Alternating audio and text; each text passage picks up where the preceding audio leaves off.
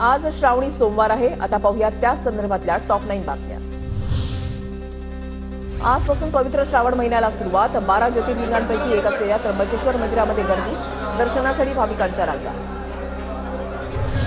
श्रावण महिन्याच्या पहिल्या सोमवारी पुण्यातील ओंकारेश्वर मंदिर पाण्याखाली। भाविकांसाठी मंदिर सकाळच्या सत्रामध्ये बंद। खडकवासला धरणातून सोडण्यात आलेल्या पाण्यामुळे मुठा नदी तुडुंब। छत्रपती संभाजीनगरच्या कृष्णेश्वर ज्योतिर्लिंगाचं दर्शन घेण्यासाठी भाविकांची गर्दी। श्रावणातल्या पहिल्या सोमवारी पहाटेच्या आरतीसाठी भाविकांची गर्दी।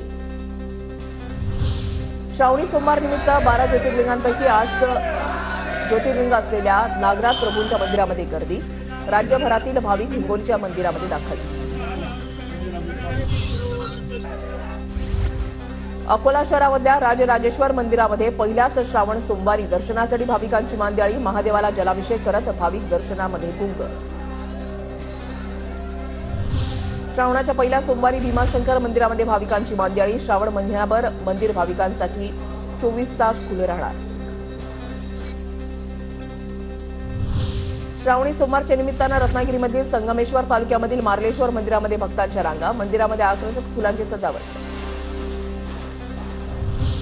श्रावणी सोमवार निमित्त वैजनाथ मंदिरामध्ये दर्शनासाठी भाविकांची मोठी गर्दी। श्रावणानिमित्त मंदिराला आकर्षक विद्युत रोषणाई।